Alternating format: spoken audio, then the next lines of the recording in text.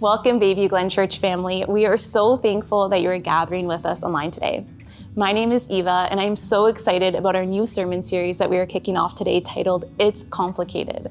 As we start the new year, what better time to reflect on the complicated relationships in our lives and how we can surrender any confusion, worries, and doubts to God. We'll be diving into the book of Proverbs, and we'll be learning how to apply God's wisdom to navigate these complicated life situations. Today, Pastor Terry will be talking all about cultivating healthy friendships and overcoming challenges with grace and truth. And speaking about navigating relationships, we are so excited to share that we are running our marriage and pre-marriage courses again. These courses are designed to help couples invest in their relationship to build strong foundations, learn to communicate effectively, and resolve differences well. So join us if you're married, engaged, or even if you're thinking of engagement. We'll be starting off with a special date night launch on February 13th. For more information, you can visit us online at bayviewglen.org/events. Finally, today is also our communion service, so feel free to take a few moments to gather those communion elements to take later in the service. As you reflect on the broken body and shed blood of Christ, would you ask the Holy Spirit to reveal to you any relationships that are in need of reconciliation? As Christ has extended forgiveness to you, may you also extend that forgiveness to others.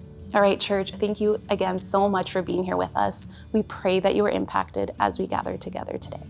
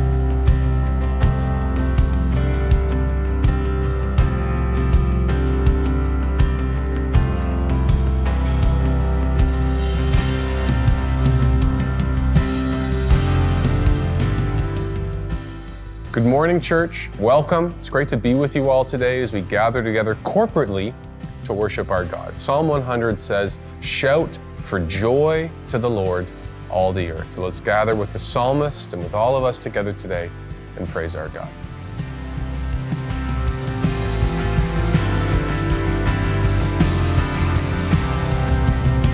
Sometimes on this journey, get lost in my mistakes. What looks to me like weakness is a canvas for your strength. And my story isn't over, my story's just begun. Failure won't define me, 'cause that's what my Father does. Failure won't define me, 'cause that's what my Father does. Ooh, lay your burdens down. Ooh, you're in the Father's house. Check your shame at the door, 'cause it ain't welcome anymore. Ooh, you're in the Father's house.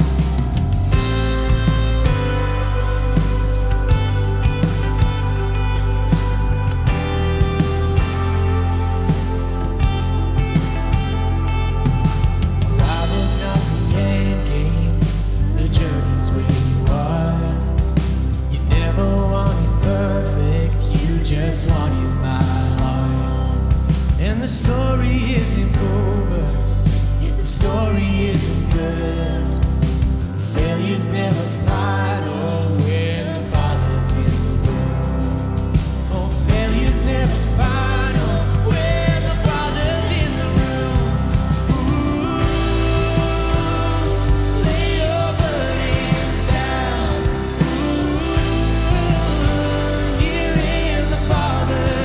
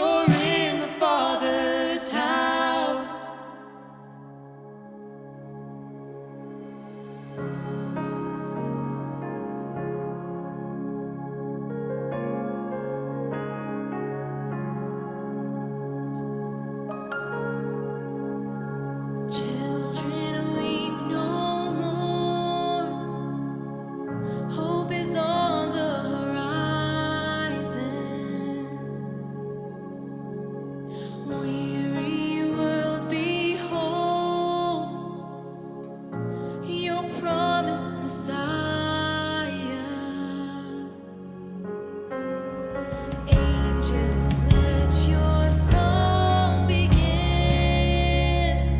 Here comes heaven. Christ is born in Bethlehem. Here comes heaven.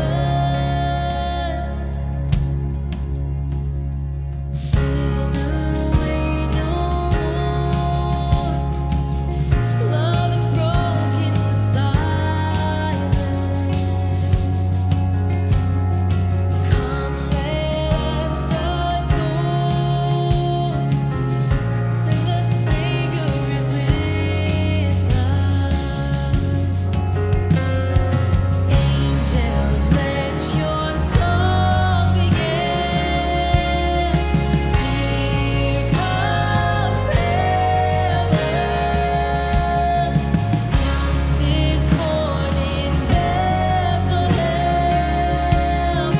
Here comes heaven. Here comes heaven. Now behold His glory, glory in the highest. All the earth rejoice, for Christ is born. Now behold His glory, glory in the highest. All the earth rejoice, for Christ is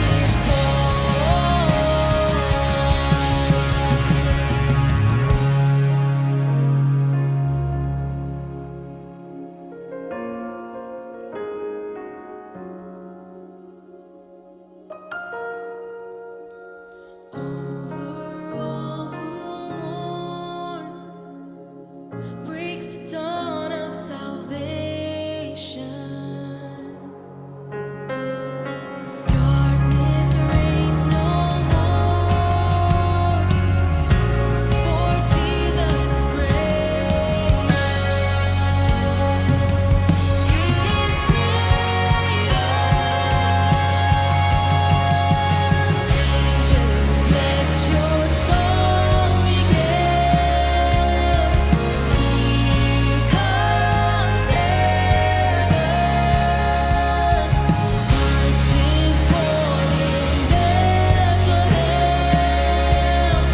Here comes heaven. Angels, let your song begin. Here comes heaven. All creation worship Him. Here comes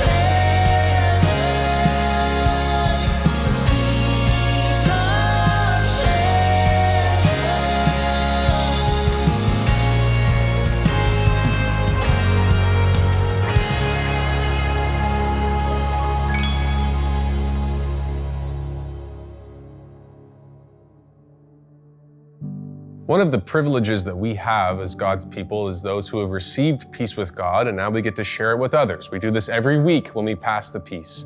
But today in particular, as we're kind of teeing off our new series called It's Complicated, would we take this time to reach out to somebody in our lives where there's a little bit of tension? This could be a family member, a friend, an acquaintance, somewhere where we need to bring more of God's peace. Would we take these next few moments, pray for them, reach out to them, and begin these early phases of healing and restoration? With the grace and peace of Jesus Christ be with you today.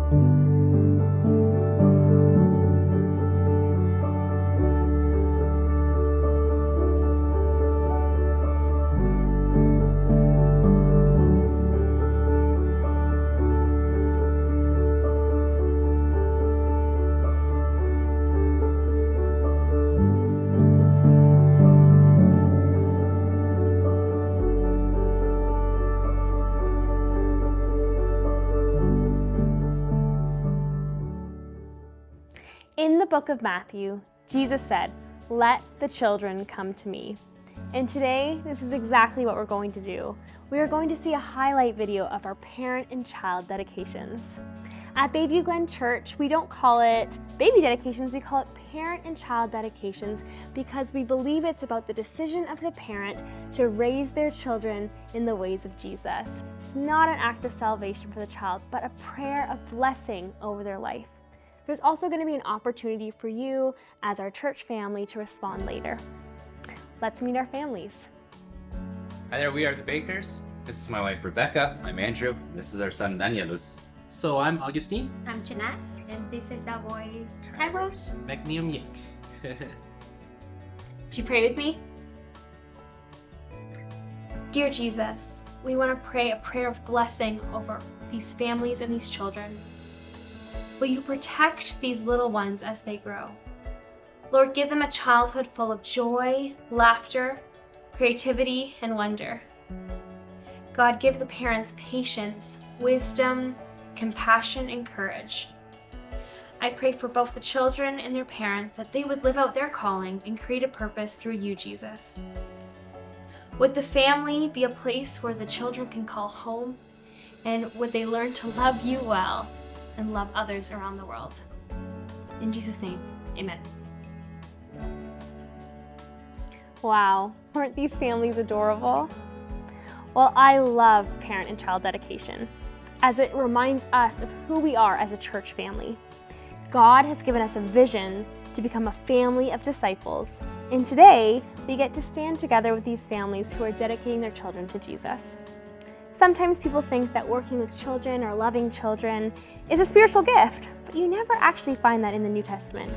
God has given all of us the responsibility to help these little ones grow in reflecting the characters and priorities of Jesus. This is how we change the world. Just like the little boy who brought his loaves and fish to Jesus, let us give what we have to Jesus and let him do the rest. Today, we get to show these families that we are a church family that will encourage them to be godly parents and raise their children in the ways of Jesus. So I ask you, our Bayview Glen Church family, will you commit to loving and supporting these families? If so, in your hearts, you can just say, we will.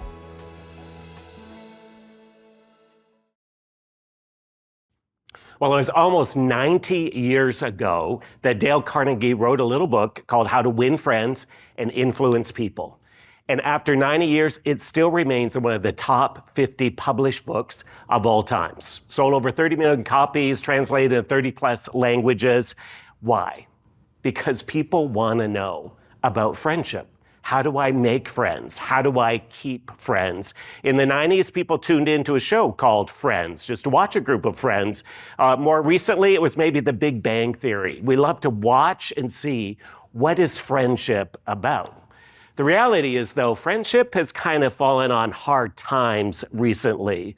Across the globe, people are naming loneliness as one of the big mental health crises in our world. Amongst millennials, 25% say they don't really have a good friend. Friendship is down 45%.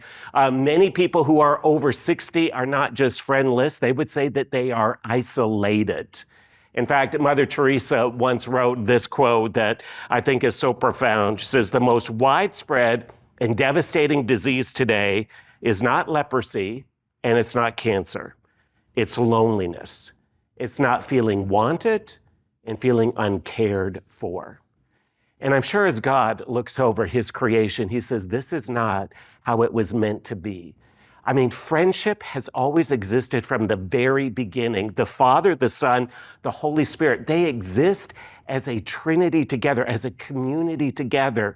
When God created Adam, he said it's not good for him to be alone. He created a companion for him. We see that Enoch was a friend, walked with God. Abraham was described as a friend of God. We see great friendships in Scripture from David and Jonathan.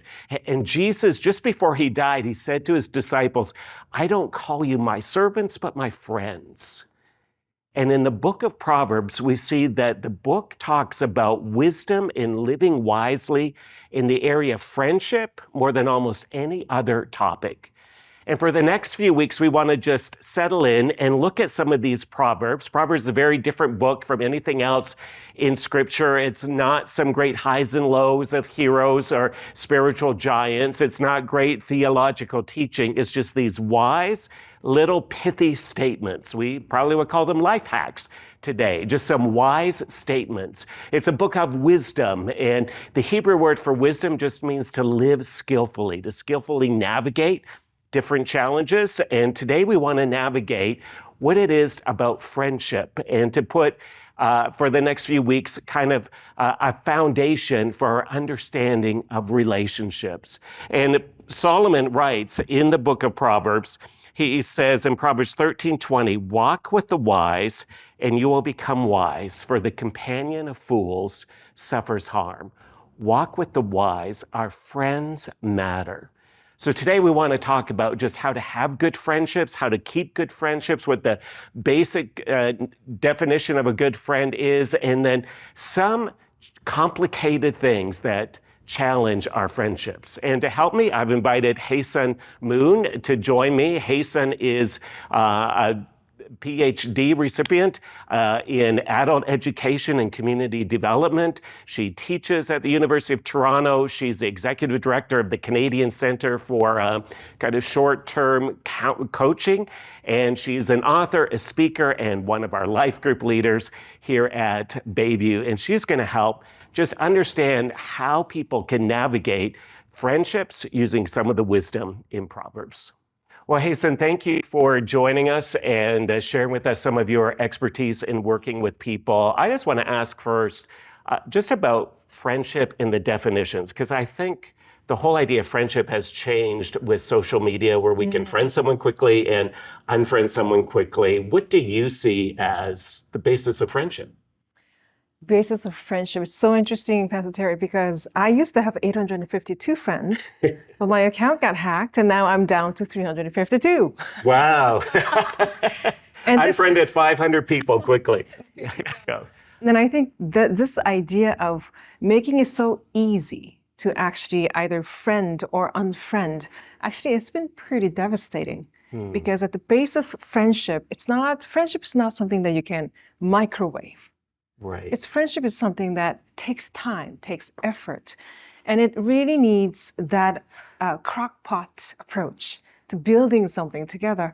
And it feels really dangerous these days with social media, and especially on social media, a lot of times people don't put their worst moments or vulnerable moments. I don't post burnt food. I post lovely display of food. And what we actually want people to see, and then what needs to be seen, there's a gap. And friendship is an interesting word because the friend part of the friendship actually means to love. And the ship part of the friendship it's not shipwreck or anything, it means skills. So when you talk about wisdom as skillful living, friendship actually means it's a skill of loving. And what are some of those skills that we can love our friends or people around us? It doesn't have to be your friend, it could be your family, it could be your neighbors. How do you actually skillfully love them? And that's at the basis. And I think that's just one of the challenges in our culture. We just assume friendships are going to happen. We don't think about them. And that's why I love just going through Proverbs and looking at what God's wisdom says. So we want to look, I think, first at three things of what Proverbs says friendships are, or what friends do. The first is that friends stick with you, that they're these faithful companions. Proverbs 17:17 says a friend loves at all times, and a brother's born for adversity. A friend loves at all times. Proverbs 25:19, I like a bad tooth or a lame foot is a reliance on the unfaithful in times of trouble. Don't forsake a friend, Proverbs 27, or your father's friend, and don't go to your brother's house in the day of calamity. Better is a neighbor who is near than a brother far away. Better is a faithful friend. And so we talked, I think at the basis of a lot of relationships is trust, but trust isn't something that you get, but you have to build or create.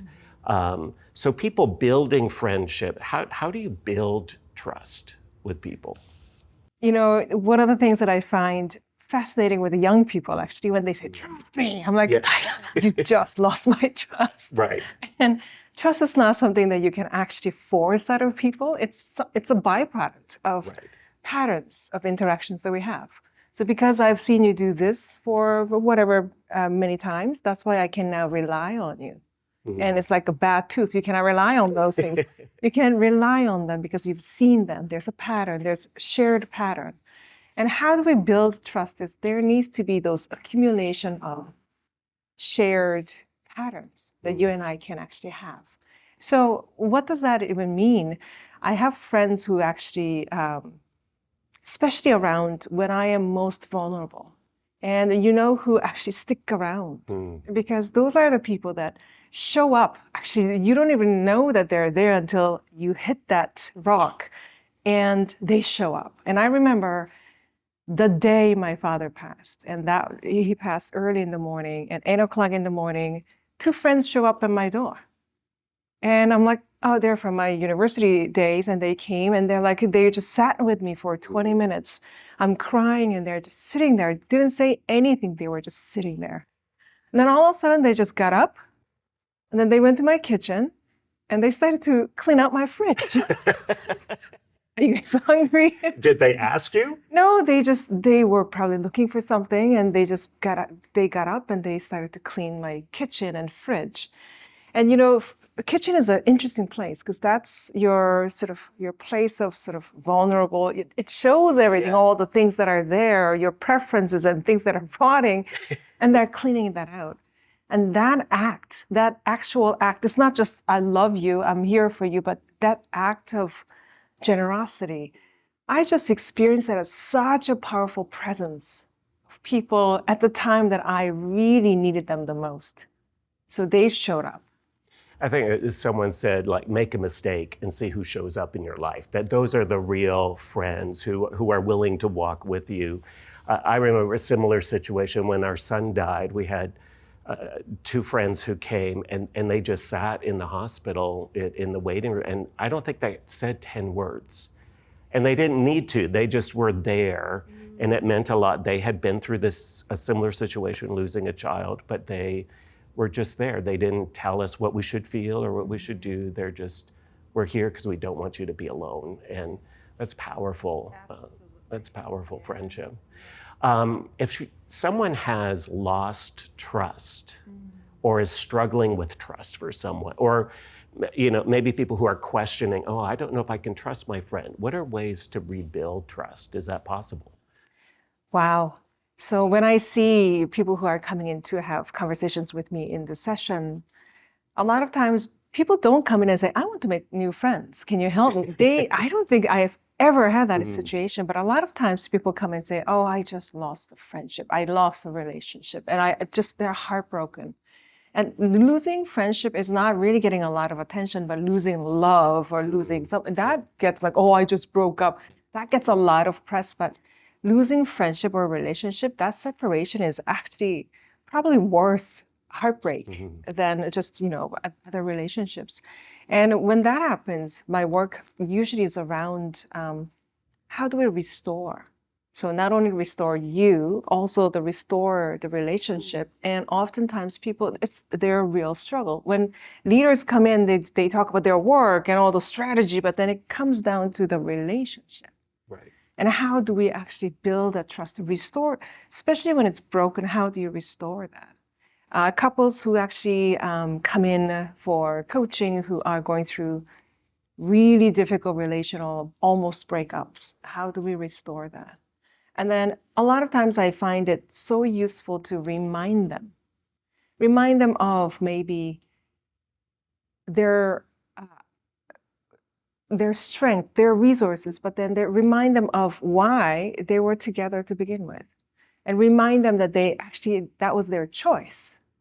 And remind them of those times, those moments that they really cherished and shared together. Often that really helps. Just to go back to those little things. We forget when we are going through a heartache, we forget those moments. Then coming back to those moments and reminding them, that helps. And then maybe engaging in some of those things that they first did or what built trust initially to be able to go back. And I think different for different people, right? Yeah. Right. Yeah. Right. So friends, like they stick with us. I think the second thing we see that friends really shape us. I mean, that's the verse we looked at first, like walk with the wise. Who are our friends? We see Proverbs 11:25, whoever brings blessing will be enriched and whoever waters themselves will be watered. So if you're sharing, if you're blessing who's ever watering you, what you're gonna do, who's ever pouring into your life, it's gonna come out. Perfume and incense bring joy to the heart, and the pleasantness of a friend springs from heartfelt advice. Like who your friends are gonna be your advisors. As iron sharpens iron, so one person sharpens another. And so there's this mutuality, I think, and shaping of people, which requires us to be vulnerable, and requires us, I think, to be in a relationship where iron does sharpen iron, or walk with the wise, that we're walking with people. What do you do if you find a friendship or you feel your friendship is one-sided and you're not being shaped by that person, or you feel you're always giving? That's an interesting question, because I think friendship or relationship is almost always it's interfluential. So Interfluential. Yeah. Right? There you go. Okay. That's a new word for me, but I like it. So I made it up. So I also influence you, but I get influenced. So then when you think about friends shaping you, you think about you will be in some shape because of that person being in your life. And then thinking, what kind of shape do you want to be in? Because that influence, and I mean, earlier you talked about how this book is about how to win people and influence. Yeah. And that influence is a real thing, because if you think about either you yourself growing up or maybe your kids, people that they hang out with, they are shaped in one way or another. And how do we actually shape? Because usually people think it's one way, but you are also being influenced. A lot of times, young people, they come and say, "Oh, no, I'm just helping out, I'm volunteering. I'm not, it doesn't faze me." Oh, no, it's a big mistake, because it's actually both sides are being influenced. It's interfluence. Right. And when I think about that, when I feel like I'm always the giver, I'm always a taker, and there's that unevenness of that power maybe, or maybe there's this unevenness of effort, contribution. And I think over time, this one side, whichever side, will actually tire out of the situation or tire out of the relationship. But oftentimes people feel stuck. So people say stuff like this, "Oh, we've known each other for 40 years. But also what that means is, I think I know them, so I'm not going to make any more effort to actually get to know them and what God is doing in their life, because they're actually changing. Right. So there are a couple things there. When we say, "Oh, it's just one-sided," it also means that there's a bit of like, I'm always the giver. Then you are going to tire. Yeah, most people never say, "Oh, I'm always the taker in a friendship." Yeah, exactly. I'm always the giver. I'm always taking care. But also, you might need to reflect on, how come you're always the giver? How come? What is it? Are you okay actually receiving care? Because taking care of somebody actually feels better than being taken care of. So what is it about your heart too that you're always a giver? It's not always a good thing that you're always the giver. Which it raises the question of just being vulnerable in friendship, right? Being open and vulnerable to let someone in. Because how do you create that kind of vulnerability in relationships? How do you open yourself up? Oh, that's vulnerability actually is directly linked to the possibility or the risk of shame and guilt and all those things. So people don't really go there. And if you actually see some people who are putting it out there, and then it's interesting on social media, actually, when you are vulnerable, you get less likes. But when you actually put beautiful photos of, you in like bathing suits somewhere hot or something, then you get like hundreds of likes. But then the minute you put something out there a little bit more, people will perceive as negative, then you get really much less likes. And then we live in a society that discourages that vulnerability. Yeah. At the same time, we talk about it, how to be resilient and all those things. But I think we are, in one way, promoting fragility. rather than the actual vulnerability, that willingness and putting yourself out there. And then you also need to discern if this is a safe place to do that. Yeah.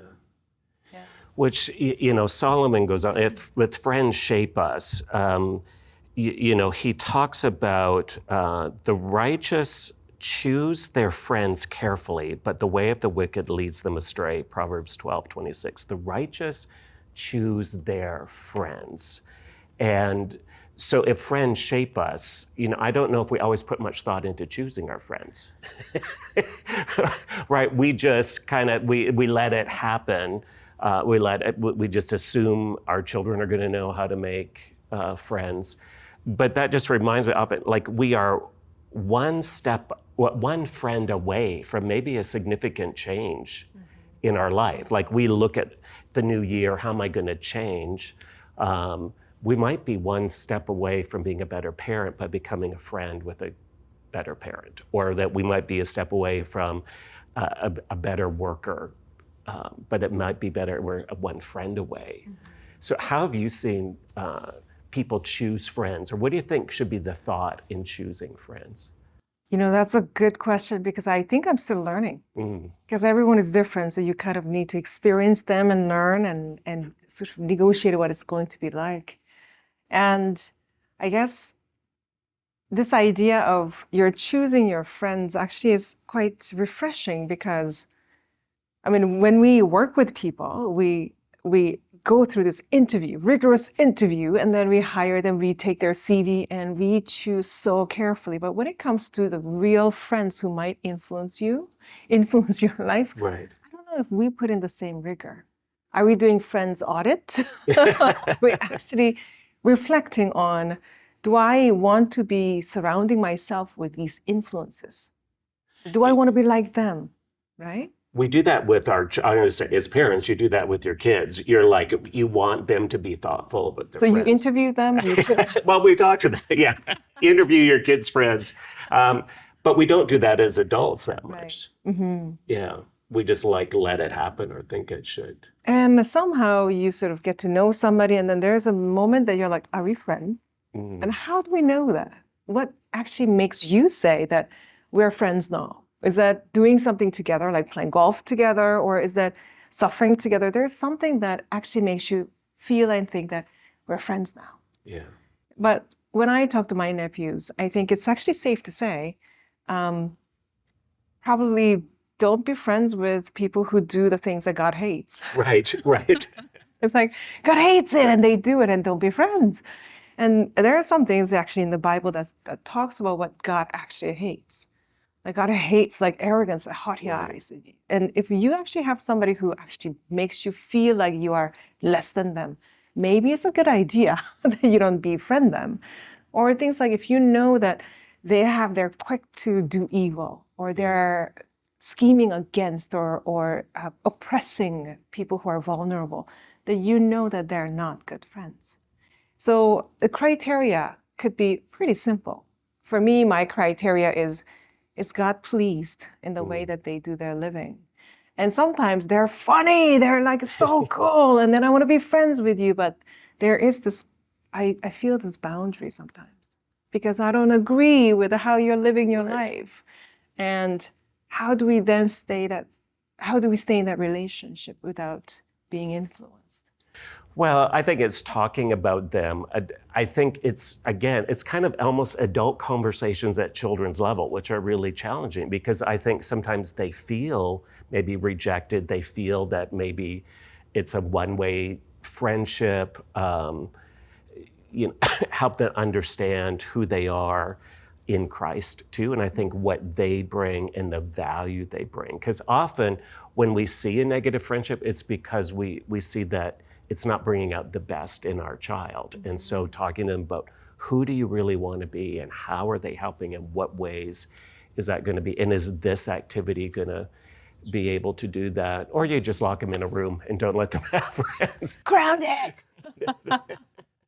But I think, again, because we're not comfortable talking about friendships, and I think the challenge is our children and people watch our friendships. And so we have to be honest about our friendships too, because we've been in that situation where we've had our children say, okay, what about what these people are in your life? And you've got to be honest. And I think again, it's living a vulnerable life in front of our children too, and doing that. Actually, in front of children, what you do with your friends actually will be that model that they have in their mind. It becomes their mental model of what to follow. If you sit with your friend and you start gossiping about another friend, that's probably what they're going to do. Yeah. And I think it's one of those moments when my nephew came home and he was talking about his friend, and he said, well, he calls me a stupid. And I'm like, okay. And I was angry. I was like, why are you hanging out with him? But I didn't say that. I said, okay, so do you agree with that?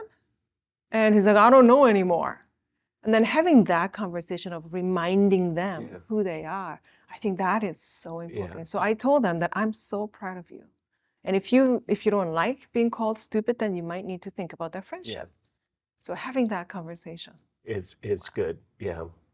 So friends stick with you, friends shape you. Here's the last thing that Solomon says, because I think this is the hardest, is that friends stir you. I mean, they can stir you up. Proverbs 27:6, better is open rebuke than hidden love. Faithful are the wounds of a friend. Profuse are the kisses of an enemy. You know, that people who really flatter us and say all the nice things, that's not a good friendship. But faithful are the wounds of a friend. And so I think in our Facebook world, again, we're hard to be honest. We don't want to, or we'll say something to somebody else's friend on Facebook. But how do we keep open to hearing the faithful wounds? How do we do that and keep in a mindset where we're okay to hear those in a good friendship?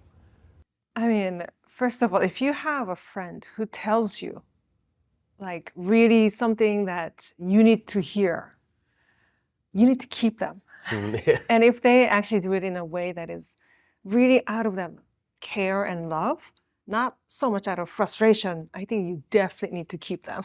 Right.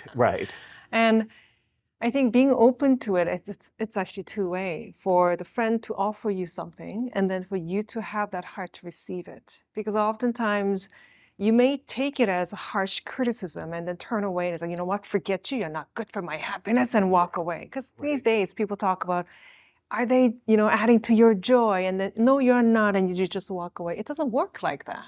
Because you need to hear those things that you're not aware of. And I remember one time that when I was traveling around the world and all those different things, and people don't really give you criticism, they give you flattery. It's like, oh, it's amazing, all those things. And I thought I was all that. And I remember coming home here, and then I'm like, I'm all that, thanks.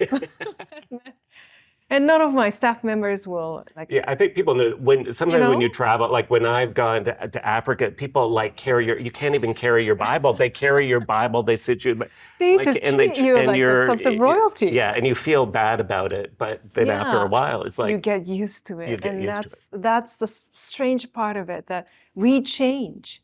And when we change in the direction that is not pleasing to God, who's there to correct you? That people who are there to correct you, it's sometimes hard to swallow. I had one friend who actually then turned to me and said, you know what, hey son, something happened to you and you lost your heart. And I'm like, who? How dare you? And how dare you? And I was angry. And she said, no, something happened to your head, something got to your head. And now you're building your kingdom.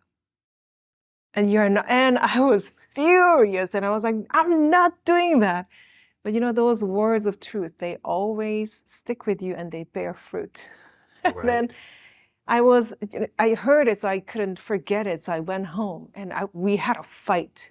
And I was pretty sure that this is it. You are not adding to my joy.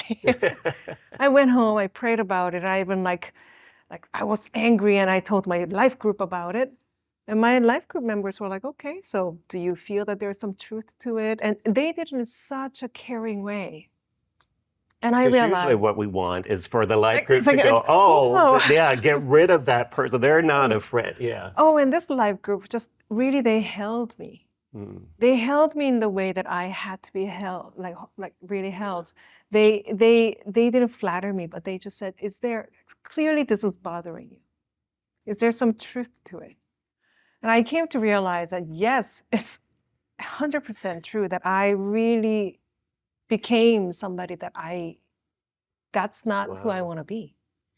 And if that wasn't for my friend or my life group, it's scary even to think that, like, if you don't have anyone correcting you in your life, then there's no course correction. If thermometer works because there's self-correction, like even like what do you call it, dismissals, they work because of that calibration.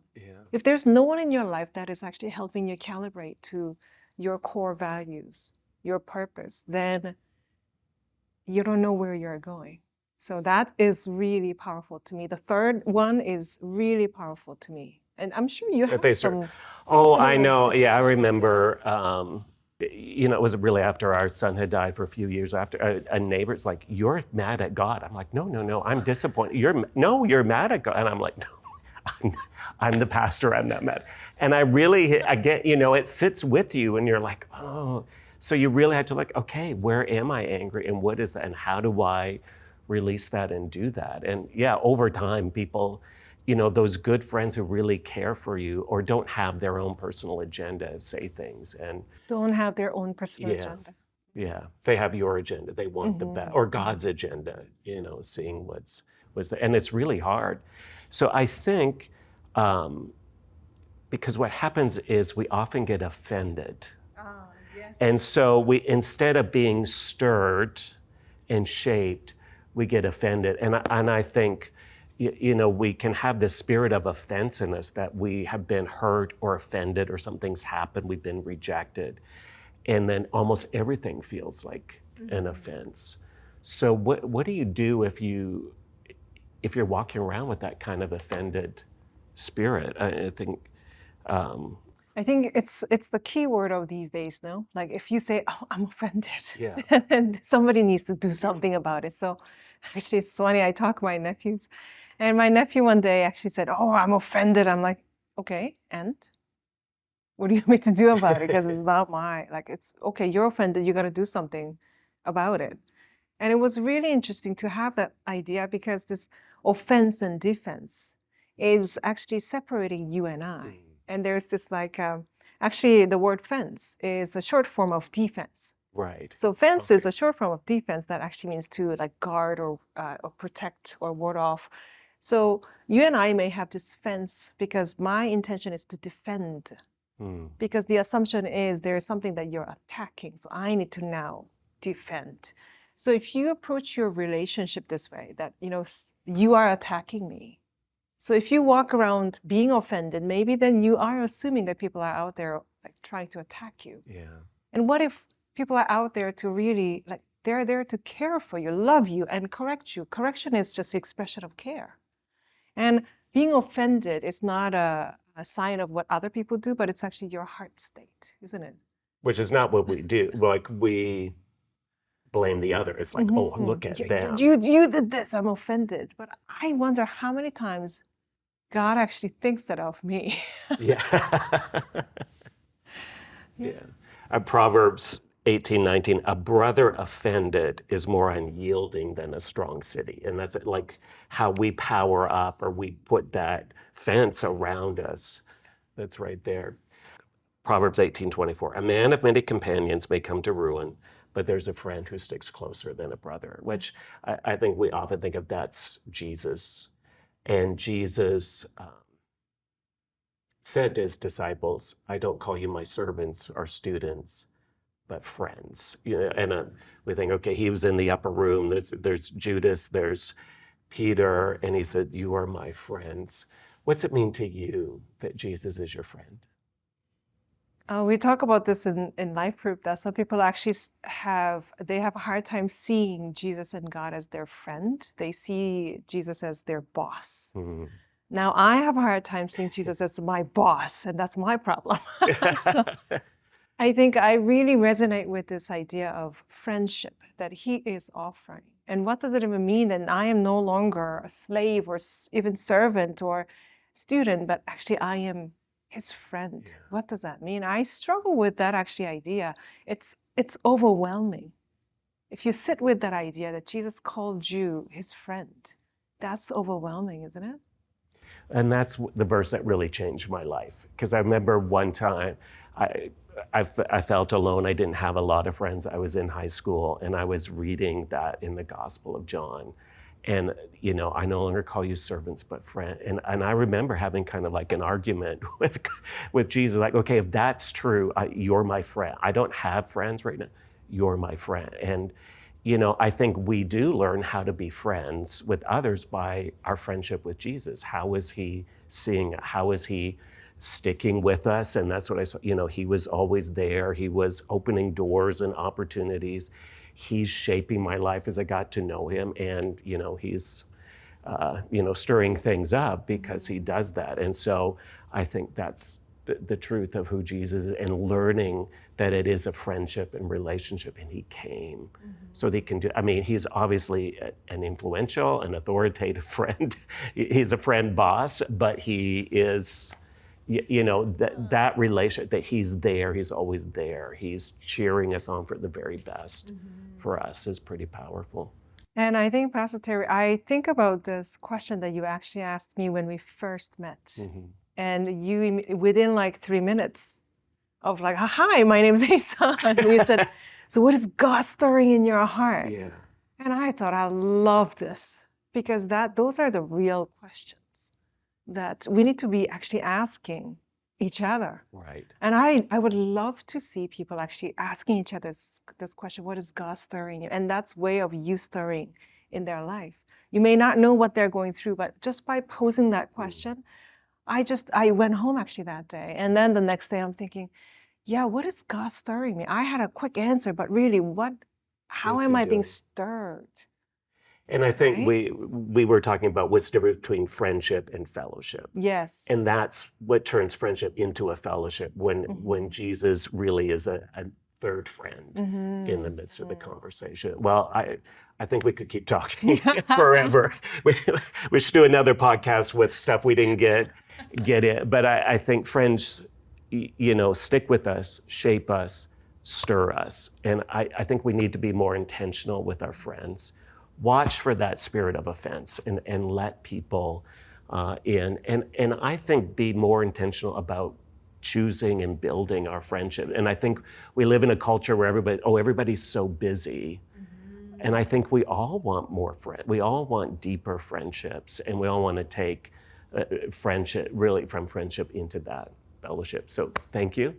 We're going to have communion in a moment, so I invite you to get communion elements if you don't have them. And let me just pray. Father, thank you for your word. And just for a reminder that something we take for granted is something we need to be intentional about, and that we need to trust you, and lean not on our own understanding, but to trust you, and would trust you for our friends. Lord, would we look at our life and see who is there that's shaping us and stirring us and inviting people in and being open. I pray for those who really feel offended, that they would just let your spirit kind of work and break down those walls. And I pray for those who feel a sense of rejection or loneliness and don't know what to do. I pray that through the church, through a life group, through a ministry, that they would find friendships and that they'd be able to connect in that way. In Jesus' name, amen. God bless you.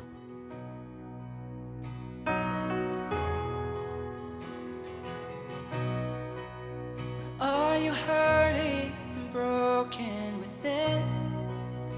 Overwhelmed by the weight of your sin? Jesus is calling. Have you come to the end of yourself? Do you thirst for a drink from the well? Jesus is calling.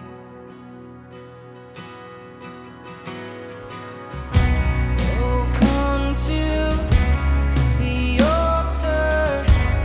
The Father's arms are open wide. Forgiveness was bought with the precious blood.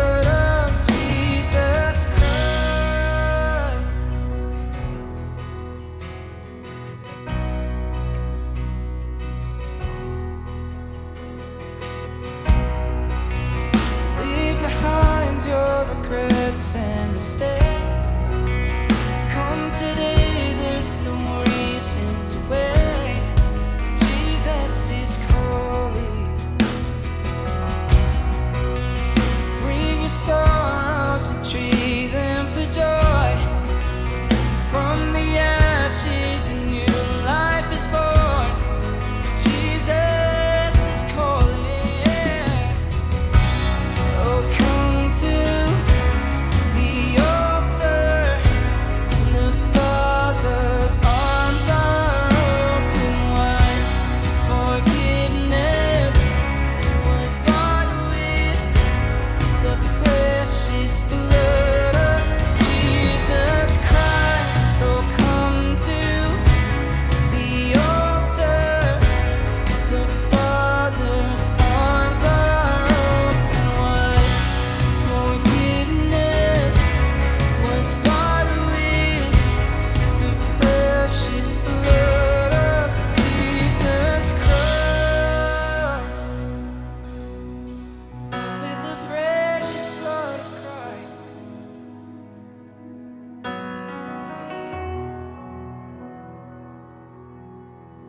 Oh, what a Savior.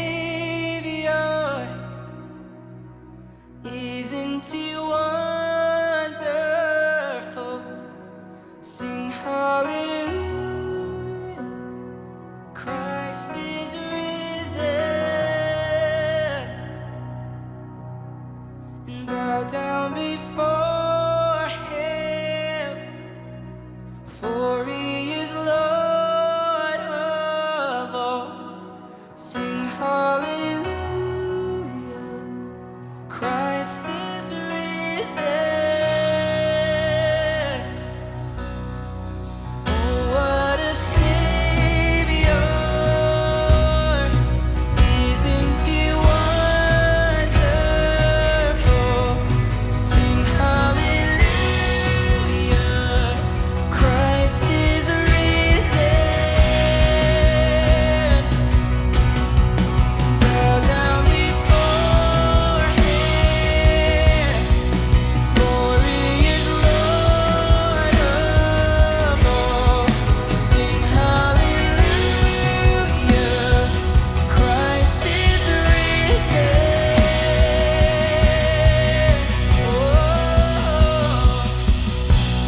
Oh, come to the altar. The Father's arms are open wide. Forgiveness was bought with the precious blood of Jesus Christ. Oh, come to the altar. The Father's arms are open wide. Forgiveness was bought with the precious blood of Jesus Christ.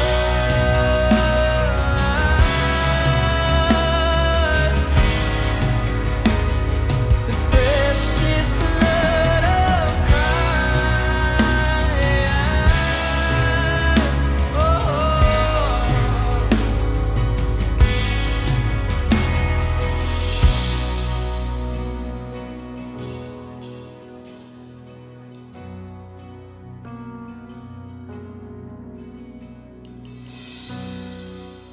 And bear your cross as you wait for the crowd. Tell the world of the treasure you found.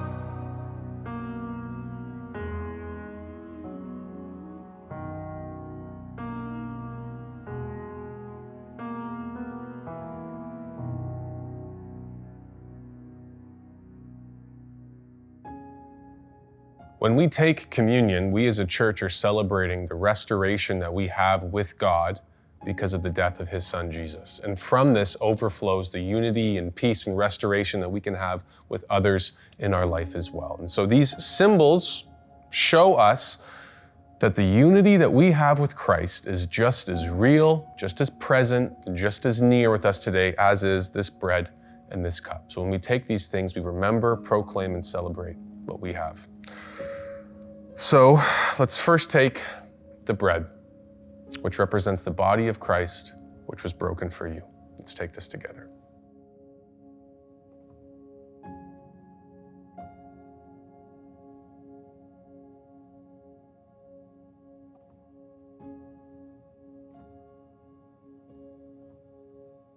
Now let's take together the cup, which represents the blood of Christ, which was poured out so that we might be reconciled to him and to each other. The blood of Christ poured out for you.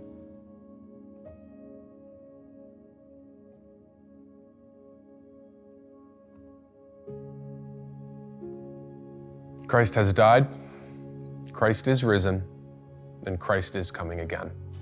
Let's continue in worship together.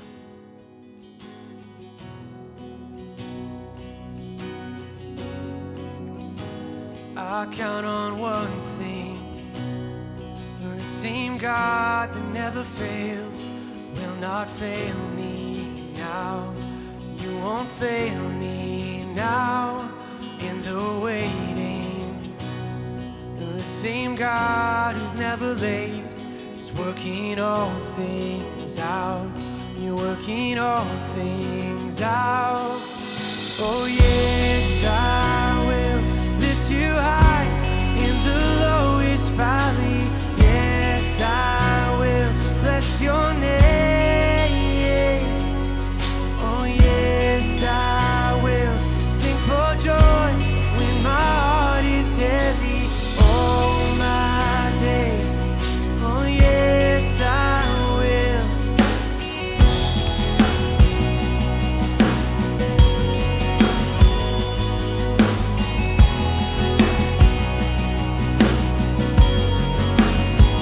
I count on one thing. The same God that never fails will not fail me now. He won't fail me now. The waiting. And the same God who's never late is working all things out. You're working all things out. Oh yes, I will lift you high in the lowest valley. Yes, I will bless your name. Oh yes, I will sing for joy when my heart is heavy. All my days, oh yes, I will. For all my days, yes, I will. I choose to praise, to glorify the name of all names. Nothing can stand against.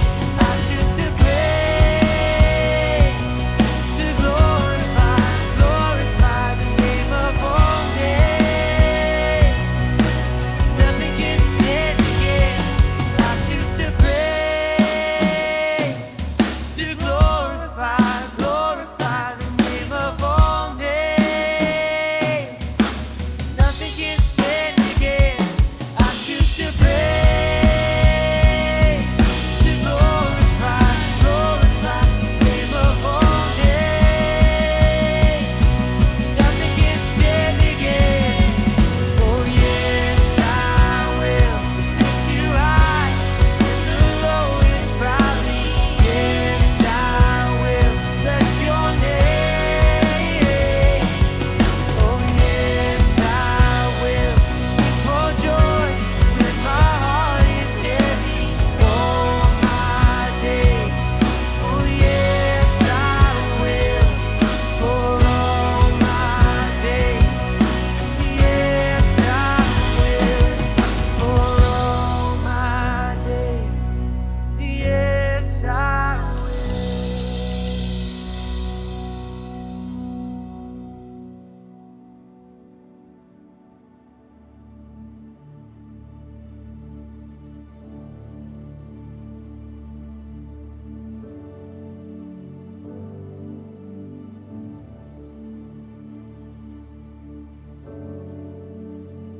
I cast my mind to Calvary, where Jesus bled and died for me.